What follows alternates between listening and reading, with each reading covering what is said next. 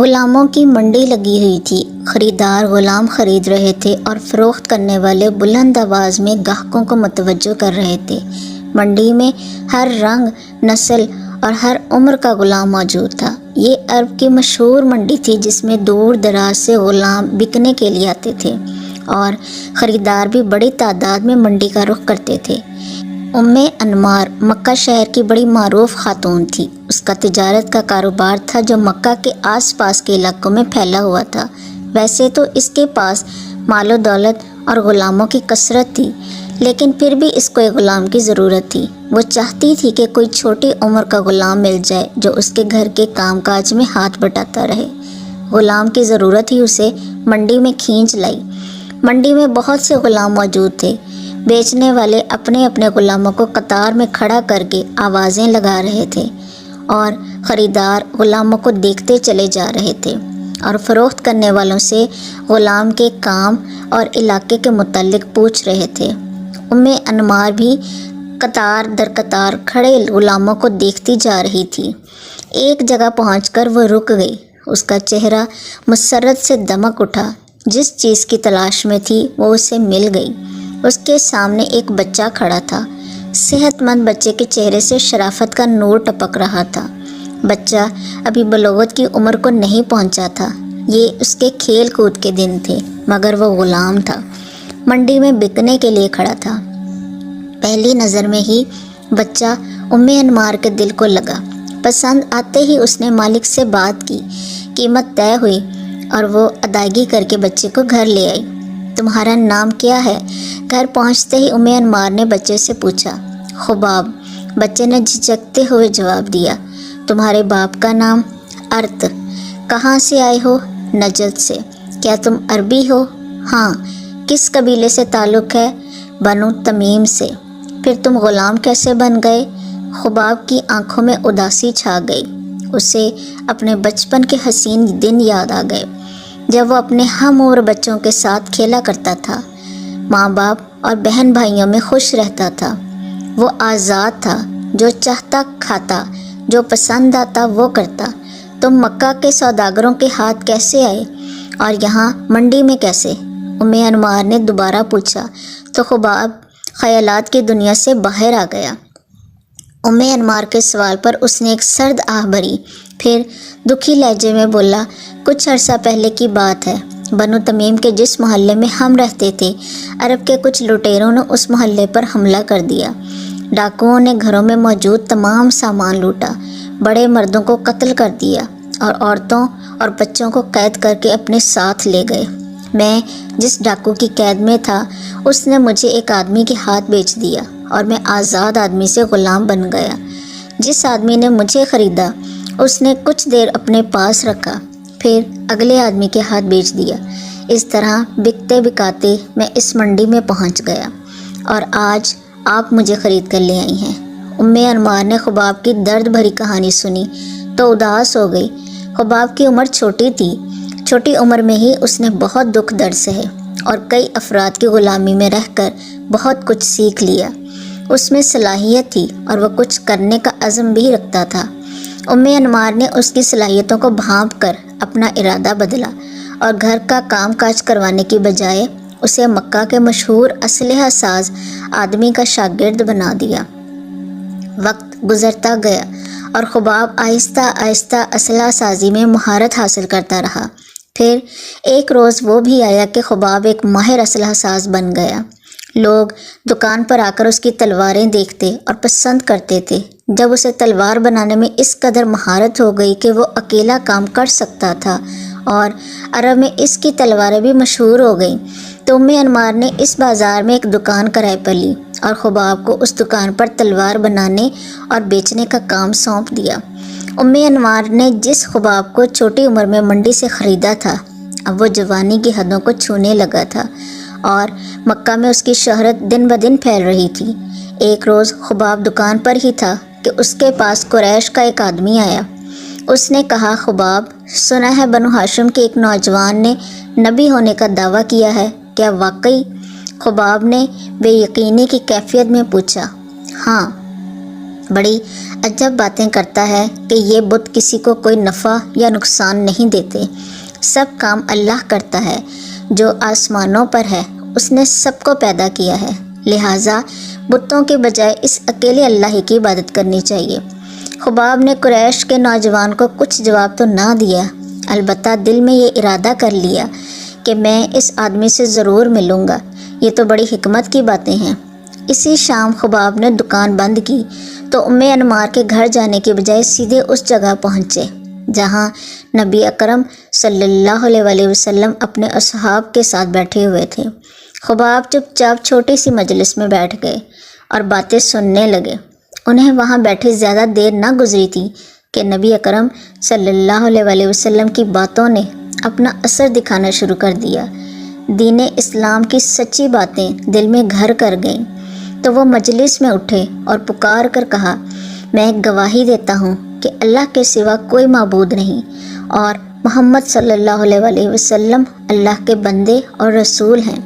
خباب نے اسلام قبول کیا تو اسے چھپانے کی بجائے علل اعلان کہا کہ آج کے بعد میں مسلمان ہوں۔ یہ اعلان بنو خزاعہ کے ایک نوجوان نے سنا تو بھاگم بھاگ انمار کے پاس گیا اور کہا، انمار، تمہیں خبر ہے کہ تمہارے غلام نے کیا کام کیا ہے؟ کیوں، کیا کیا ہے خباب نے؟ خباب بے دین ہو گیا ہے، نوجوان نے بے دھڑک جواب دیا۔ یہ سنتے ہی انمار کا چہرہ غصے سے سرخ ہو گیا۔ انمار اپنے بھائی سبا بن عبد العزیٰ کے پاس گئی اور اسے تمام صورتحال سے آگاہ کیا۔ سبا بھی خباب کے ایمان لانے کی خبر سن کر سیخ پا ہو گیا۔ وہ اس وقت تیش سے اٹھا اور خباب کی دکان پر پہنچ گیا۔ خباب، سنا ہے تم بے دین ہو گئے ہو؟ نہیں، ایسی بات تو نہیں، بلکہ میں تو اب دیندار ہوا ہوں۔ حضرت خباب رضی اللہ تعالیٰ عنہ نے نرمی سے جواب دیا، کیا تم نے بنو ہاشم کے نوجوان محمد صلی اللہ علیہ وسلم کی پیروی نہیں شروع کر دی؟ سبا نے تل ملاتے ہوئے سوال کیا۔ ہاں، یہ بات تو ہے، اصل میں بے دین نہیں ہوا، بلکہ میں تو اللہ وحدہ لا شریک پر ایمان لایا ہوں۔ اب چونکہ میں ایک اللہ کو اپنا اللہ مانتا ہوں، اس لیے میں نے تمام بت بھی پھینک دیے ہیں۔ حضرت خباب رضی اللہ تعالیٰ عنہ ابھی اپنا جواب بھی مکمل نہ کر پائے تھے کہ سبا نے انہیں مارنا شروع کر دیا۔ وہ خباب کے اسلام کا یوں اظہار اور اپنے خداؤں کی نفی برداشت نہ کر سکا۔ سبا کے ساتھ جو لڑکے آئے تھے انہوں نے بھی جو ہاتھ آیا دکان سے اٹھایا اور حضرت خباب رضی اللہ تعالیٰ عنہ کو پیٹنا شروع کر دیا۔ حضرت خباب رضی اللہ تعالیٰ عنہ کو ہر طرف سے گھونسوں، ڈنڈوں، لوہے کی سلاخوں سے پیٹا جا رہا تھا اور ظالموں نے انہیں اس قدر مارا کہ وہ اتنی مار برداشت نہ کر سکے، لڑکھڑا کر گرے اور بے ہوش ہو گئے۔ ان کے جسم پر ہر طرف زخموں کے نشان تھے اور ان سے خون بہہ رہا تھا۔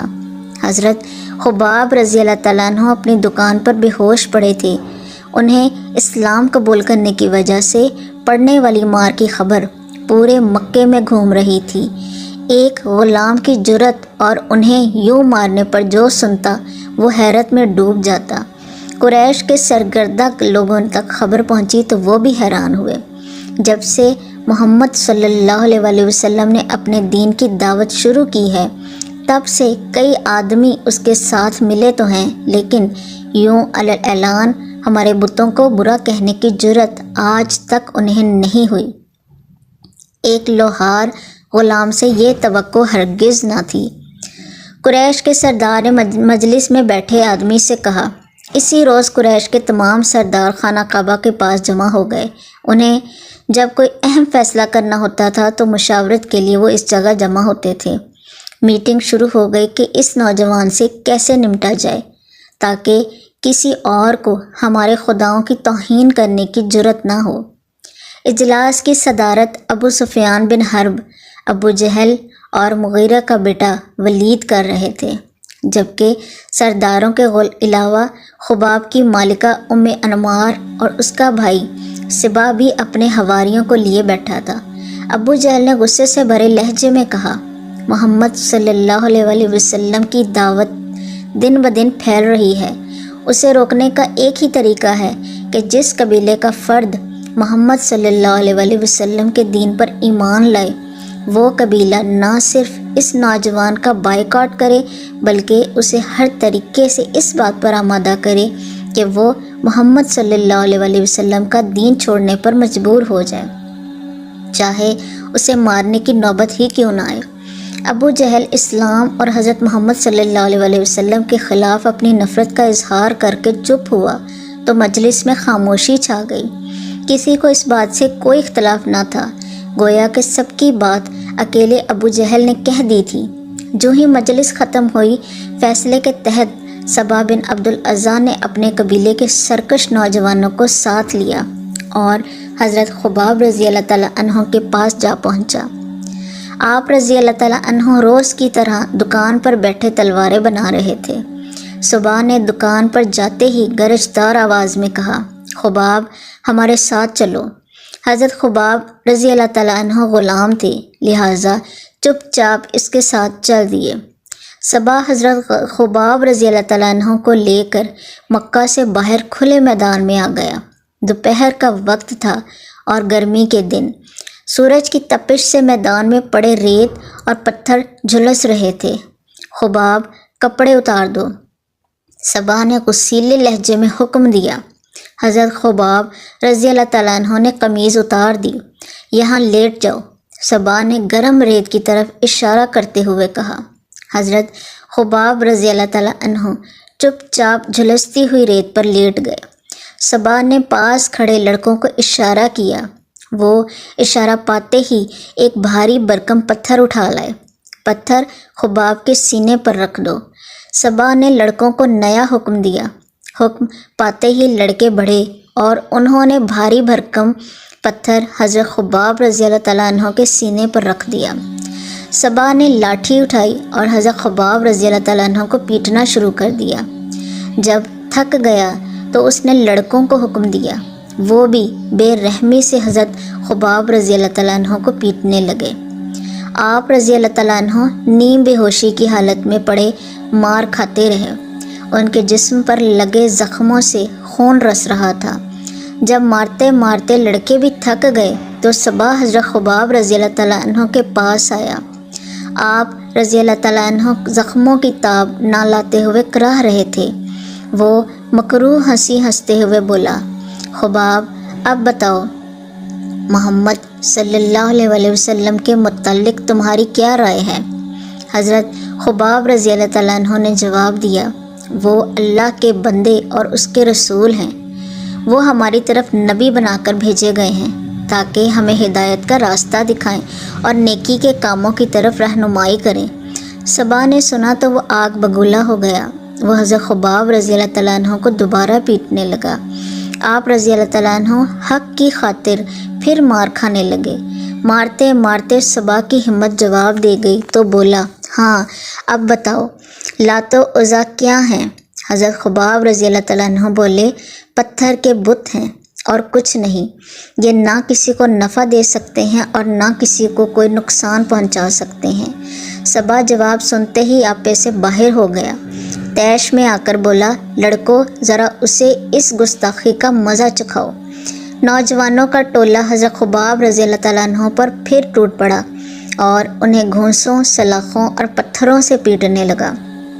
آپ رضی اللہ تعالیٰ عنہ مار کھاتے کھاتے بے ہوش ہو گئے، ان کے جسم سے خون بہنے لگا۔ حضرت خباب رضی اللہ تعالیٰ عنہ استقامت کا پہاڑ بنے مار کھاتے اور اسلام پر ڈٹے رہے۔ صبا اور قریش مکہ کا یہ روز کا معمول بن گیا۔ سورج جو ہی تپتا اور اس کی گرمی سے ریت گرم ہوتی، صبا حضرت خباب رضی اللہ تعالیٰ عنہ کو میدان میں لے جاتا اور انہیں گرم ریت پر لٹا کر ان کے سینے پر بھاری بھرکم پتھر رکھتا اور پیٹنا شروع کر دیتا۔ ایک روز دکان پر بیٹھے تھے، حضرت خباب رضی اللہ تعالیٰ عنہ اپنی دکان پر بیٹھے تھے کہ نبی کریم صلی اللہ علیہ وسلم کا اس بازار سے گزر ہوا۔ حضرت خباب رضی اللہ تعالیٰ عنہ بہت خوش ہوئے، دکان سے باہر آئے اور آپ صلی اللہ علیہ وسلم سے باتیں کرنے لگے۔ اسی دوران ان کی مالکہ ام انمار ادھر آ نکلی۔ اس نے اپنے غلام حضرت خباب رضی اللہ تعالیٰ عنہ کو حضرت محمد صلی اللہ علیہ وسلم کے ساتھ باتیں کرتے دیکھا تو تلملا اٹھی۔ جو ہی پیارے نبی محمد صلی اللہ علیہ وسلم گئے، وہ غصے سے بھری ہوئی اپنے بھائی صبا کے ساتھ حضرت خباب رضی اللہ تعالیٰ عنہ کے پاس آئی اور انہیں وہیں پیٹنا شروع کر دیا۔ صبا نے آپ رضی اللہ تعالیٰ عنہ کو پیٹنا بند کیا اور دکان کے اندر گیا، بھٹی سے گرم انگارے نکالے، انہیں زمین پر بچھایا اور حضرت خباب رضی اللہ عنہ کو دہکتے ہوئے انگاروں پر لٹا دیا۔ حضرت خباب رضی اللہ تعالیٰ عنہ تکلیف کی شدت سے بے ہوش ہو گئے۔ انمار کا غصہ اس سے بھی ٹھنڈا نہ ہوا تو وہ بھٹی سے گرم سلاخ نکال لائی اور جھلستی ہوئی سلاخ حضرت خباب رضی اللہ تعالیٰ عنہ کے سر پر رکھ دی۔ انمار کا ظلم اس قدر بڑھا کہ وہ آئے روز گرم سلاخوں سے آپ رضی اللہ تعالیٰ عنہ کا جسم داغنے لگی۔ صبا انہیں دہکتے انگاروں پر لٹا کر پتھر رکھ دیتا۔ ایک روز جب دونوں بہن بھائی حضرت خباب رضی اللہ تعالیٰ عنہ پر ظلم و ستم کر رہے تھے تو حضرت خباب رضی اللہ تعالیٰ عنہ نے اللہ تعالیٰ کے حضور دعا کی کہ یا اللہ، جیسے یہ مجھے سزا دیتے ہیں تو ان کے ساتھ بھی ایسا ہی کر۔ حضرت خباب رضی اللہ تعالیٰ عنہ کی اس دعا کو چند روز ہی نہ گزرے تھے کہ انمار کو دورہ پڑا۔ اس کے سر میں شدید درد اٹھا اور وہ چیخنے چلانے لگی۔ انمار کو سر درد کا دورہ تھوڑی تھوڑی دیر بعد پڑنے لگا۔ جب سر درد کی تکلیف انمار کی برداشت سے بھی زیادہ ہو گئی تو اس کی حالت غیر ہونے لگی۔ انمار کے بیٹوں نے ماں کو درد سے کرہتے دیکھا تو اٹھا کر حکیم کے پاس لے گئے۔ اس زمانے میں حکیم داغنے سے علاج معالجہ کیا کرتے تھے۔ انمار کے لیے بھی انہوں نے یہی دوا استعمال کی اور آگ میں لوہے کی سلاخیں گرم کر کے انمار کے سر پر لگاتے۔ یوں حضرت خباب رضی اللہ تعالیٰ عنہ کی دعا قبول ہوئی اور انمار کو اس کے کیے کی سزا کی جھلک دنیا میں ہی دیکھنا پڑی۔ حضرت خباب رضی اللہ تعالیٰ عنہ اسلام کی خاطر دکھ اور تکلیفیں سہتے رہے، مگر انہوں نے اپنی زبان سے کلمہ شہادت نہ چھوڑا۔ ان کی اس قربانی کی وجہ سے صحابہ کرام رضی اللہ تعالیٰ عنہم کی نگاہوں میں وہ بڑی عزت رکھتے تھے۔ حضرت عمر رضی اللہ تعالیٰ عنہ کے دور خلافت کی بات ہے کہ کھجور کے پتوں سے بنی ہوئی چٹائی زمین پر بچھی ہوئی تھی جو مسند خلافت کہلاتی تھی۔ خلیفہ اس پر بیٹھے کام کر رہے تھے کہ اچانک کمرے میں ایک آدمی داخل ہوا۔ سلام کی آواز سے کام کرتے خلیفہ کے ہاتھ رک گئے۔ خلیفہ نے سر اوپر اٹھایا تو خوشی سے ان کا چہرہ دمک اٹھا۔ مسند خلافت سے اٹھے اور آنے والے فرد کو بڑے پرتپاک سے ملے اور اپنے برابر مسند خلافت پر بٹھایا۔ پھر آہستگی سے بولے، اس مسند پر بیٹھنے کے حقدار دو افراد ہیں، ایک بلال اور دوسرا خباب رضی اللہ تعالیٰ عنہما۔ ربیع الاول یکم ہجری کو حضرت خباب رضی اللہ تعالیٰ عنہ مکہ معظمہ سے ہجرت کر کے مدینہ طیبہ پہنچے۔ مسند احمد بن حنبل رحمۃ اللہ علیہ میں روایت ہے، حضرت خباب رضی اللہ تعالیٰ عنہ کہتے ہیں کہ میں نے صرف اللہ تعالیٰ کی خوشنودی کے لیے ہجرت کی تھی۔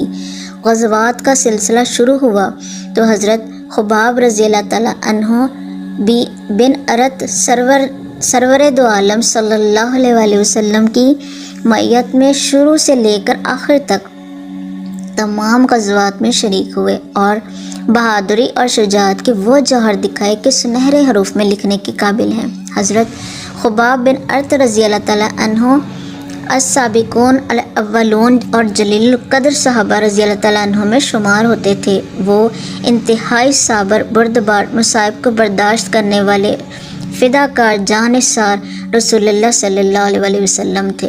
حضرت خباب رضی اللہ تعالیٰ عنہ اپنی زندگی کے آخری دور میں بہت مالدار ہو گئے اور اتنے سونے چاندی کے مالک بن گئے جس کا انہیں وہم و گمان بھی نہ تھا، لیکن انہوں نے اپنا مال راہ خدا میں خرچ کرنے کا ایک ایسا انوکھا طریقہ اختیار کیا کہ جو پہلے کسی نے بھی اختیار نہیں کیا تھا۔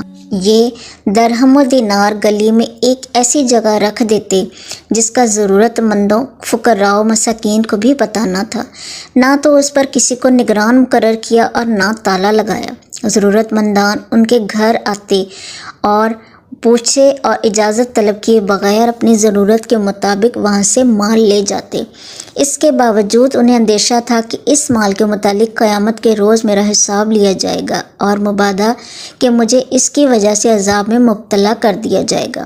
حضرت خباب رضی اللہ تعالیٰ عنہ آخری عمر میں کوفہ میں اقامت پذیر ہو گئے اور وہیں پیٹ کی تکلیف سے شدید بیمار ہو گئے۔ علاج کی غرض سے 7 جگہ سے پیٹ داغا گیا۔ انہیں بہت زیادہ تکلیف ہوئی اور فرمانے لگے، اگر رسول مکرم صلی اللہ علیہ وسلم نے موت کی تمنا کرنے سے منع نہ کیا ہوتا تو میں اپنی موت کی دعا کرتا۔ اس نازک حالت میں کچھ دوست بیمار پرسی کے لیے آئے اور حضرت خباب رضی اللہ تعالیٰ عنہ سے کہنے لگے، ابو عبداللہ خوش ہو جائیے کہ دنیا چھوڑنے کے بعد حوض کوثر پر اپنے بچھڑے ہوئے ساتھیوں سے ملاقات کرو گے۔ یہ سن کر ان پر گریہ طاری ہو گیا۔ جب پاس بیٹھے لوگوں نے دیکھا کہ حضرت خباب رضی اللہ تعالیٰ عنہ رو رہے ہیں تو ان کو مخاطب کر کے فرمایا، واللہ میں موت سے نہیں ڈرتا۔ تم نے ان ساتھیوں کا ذکر کیا ہے جنہوں نے دنیا میں کوئی اجر نہیں پایا، آخرت میں انہوں نے یقیناً اپنا اجر پا لیا ہوگا، لیکن ہم ان کے بعد رہے اور دنیا کی نعمتوں سے اس قدر حصہ پایا کہ ڈر ہے کہ کہیں وہ ہمارے اعمال ثواب ہی میں نہ محسوب ہو جائے۔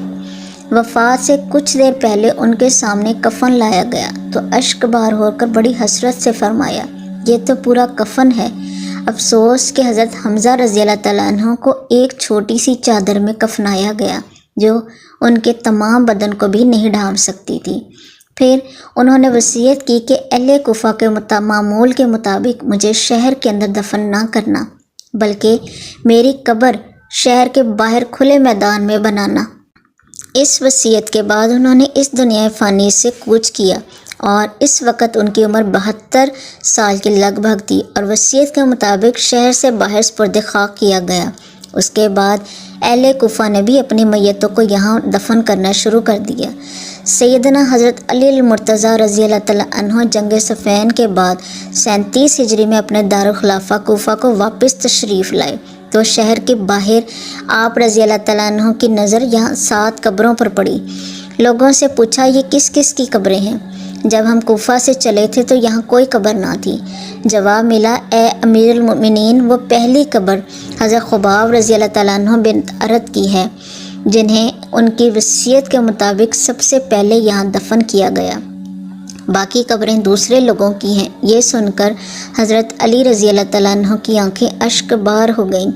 حضرت خباب رضی اللہ تعالیٰ عنہ اور دوسرے اہل قبور کے لیے دعائے مغفرت کی اور اپنے وقت کے ساتھ اس برگزیدہ ترین انسان کی زبان سے بے ساختہ الفاظ جاری ہو گئے۔